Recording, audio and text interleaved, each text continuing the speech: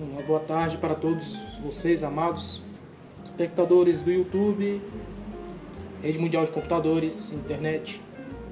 Estou de volta em caráter novamente extraordinário em fazer uma análise de um vídeo respectivo ao sistema religioso, né? Achei interessante de ser analisado, não é? Vamos, eu e você, observar o andar da carruagem nesse vídeo em que está sendo aqui o caminho estreito, não é? O caminho também é estreito. Então, vou colocar o vídeo na tela sem muitas demoras para eu e os amados observar. Se houver um ponto de eu interferir, interferirei. Entrai pela porta estreita.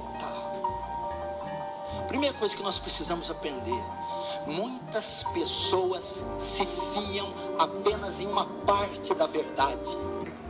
Tudo bem. A mentalidade aqui é a porta estreita e muitas pessoas se fiam em uma verdade e não sabem que verdade é esta, né? E vou deixar o moço falar que porta estreita é essa. Até então, vamos ver se for coerente com as escrituras, tudo bem. Mas é um ponto que não se deixar passar, né? Desapercebido. Qualquer seja o tipo da verdade, a coerência com as escrituras, tem um ponto muito importante a ser visto, né? A ser observado com muita importância. Qualquer seja a verdade, a coerência em que essa verdade está sendo abordada, é a necessidade de ter um tempo, um local para se falar dessa verdade, para se revelar essa verdade. Não é? O templo é muito importante para isso. E aí se remete à hipocrisia. A verdade do Salvador está se desprendido do templo. Ele nunca mandou você em um horário em que o homem predeterminou, em um dia em que o homem predeterminou, o local em que o homem também predeterminou, para as pessoas estarem lá para buscar a Deus, para ouvir as verdades de Deus, por mais que estejam falando na religião as verdades da Escritura, não tem nada a ver com estar no templo, numa instituição religiosa, fazendo práticas litúrgicas para Deus. Então, cai por terra toda a verdade que esse moço pode falar. Porque toda a verdade que esse moço pode falar, posso dizer que eu esteja errado, não andar dessa carruagem, se puxará para a religião. Em que esta religião, em que essa denominação, em que essa pessoa que está falando aí nessa denominação tem a responsabilidade de se dizer a verdade para todas as pessoas e a responsabilidade em falar o que está coerente com as escrituras. Você tem meio evangelho, você não tem o evangelho. Se você tem meia teologia, você não tem. Meio evangelho, meia teologia. Como, meus amados? Você pode ter meio evangelho. Poxa, esse cara é chato, toda hora fica parando o vídeo, quero ver o vídeo. Amigo, tá na internet, o senhor pode ver. Mas a didática deste canal é para mostrar o meu ponto de vista, para com o meu ponto de vista, em cima desse trabalho que está sendo aí analisado, você possa ter o seu. Baseado no trabalho analisado e na análise que eu estou fazendo deste trabalho, você pode ter a sua, para ampliar a sua visão. O amado falou aí, e eu disse, corroborando com o que eu falei agora em instantes. Você pode falar qualquer verdade das Escrituras e pode ser coerente em 100%, mas você não vai ser coerente em 100% porque você está dentro do templo. Você está vinculado a uma instituição religiosa em que um homem foi no cartório com R$200, registrou uma associação sem fins lucrativos chamada igreja e agora ele é representante de Deus. Isso não está nas Escrituras. Jesus não disse: vá, homem, abra uma instituição religiosa, vá no cartório, registre uma instituição sem fins lucrativos chamada igreja e me represente. Não. Jesus falou: ide e pregai-vos a todos, não é? O evangelho. Aquele que crer e for ensinado ou batizado, este será salvo. Não é? Mas depois de Constantino, o ide foi deixado de lado para o vinde e escutar. O ide falar já não está sendo mais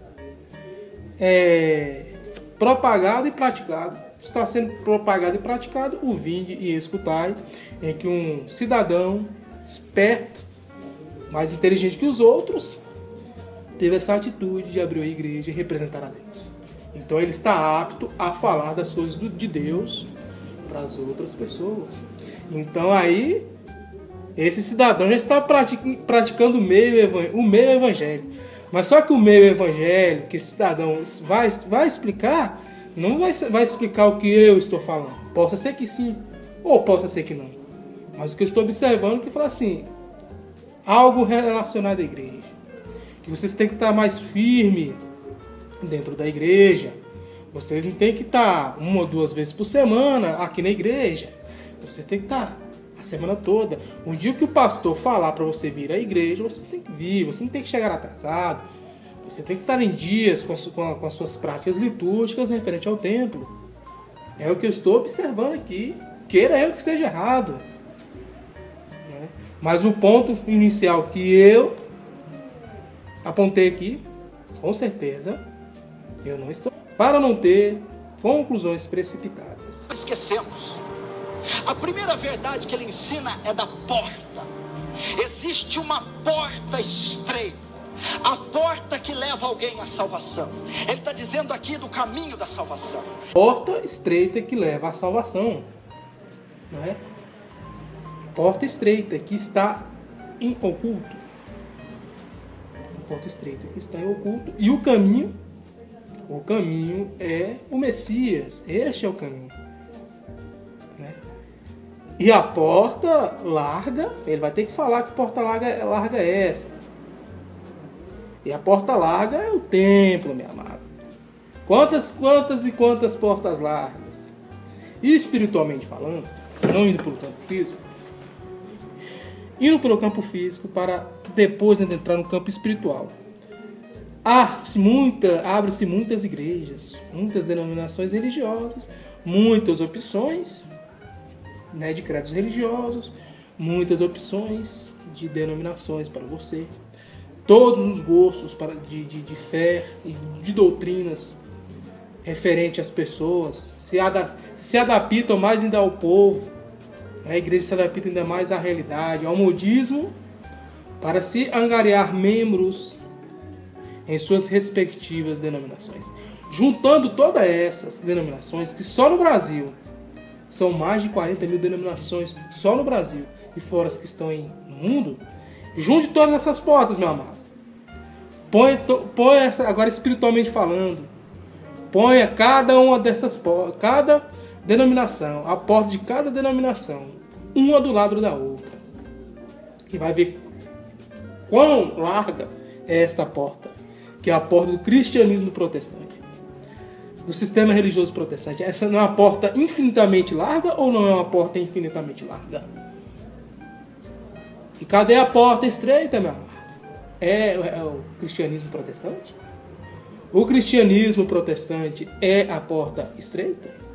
Fica para os amados analisarem. Uma porta, um meio, e todo todos nós acreditamos que para o homem ser salvo existe uma só porta, e é Cristo Jesus. A porta é Cristo Jesus, né? A porta é o Messias. Essa é a porta, tudo bem. Mas vamos ver se esse Cristo Jesus está aí na igreja dele.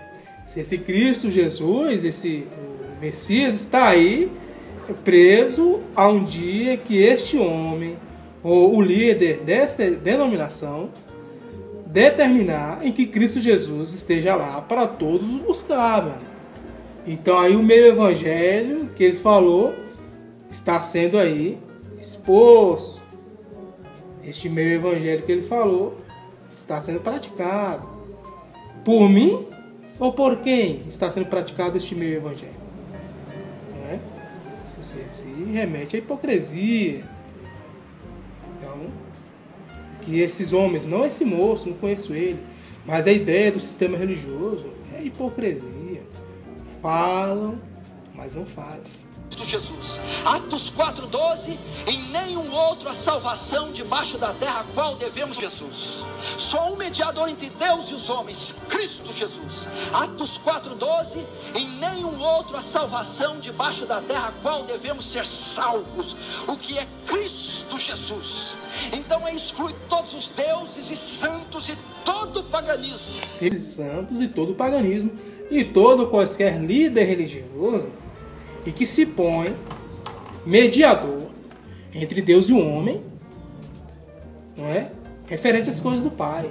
Ou o sacerdote não está aí vinculado neste meio que está inserido o paganismo, os deuses e os santos, não se inclui os sacerdotes do tempo da lei de Moisés, em que em Hebreus está relatado em que o concerto passado se era composto de práticas de culto divino, de sacerdote entre Deus e o homem, né, práticas sacerdotais e de santuário divino.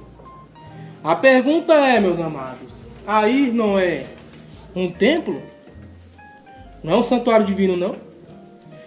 O que está sendo praticado aí não é práticas de culto divino, não? Esse moço está fazendo um papel sacerdotal, não? Então você tem que se perguntar, tem que se questionar as coisas. Não se alimentar e não se requerer ou questionar a procedência deste alimento. Como se diz o Messias. Você sendo mal, seu filho pedir pão, você daria uma pedra para ele? Você mesmo sendo mal, seu filho pedir um ovo, você o daria uma serpente?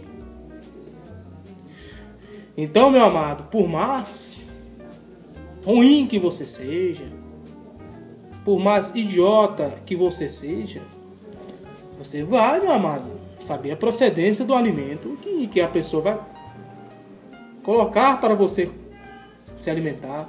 Você vai no supermercado, você vai ver a validade do produto em que você vai comprar, para você não consumir um alimento estragado e, por assim, passar mal, né? Ter um problema de saúde muito sério. Então, há de se questionar as coisas, né? Voltaremos em seguida para dar continuidade a esse trabalho.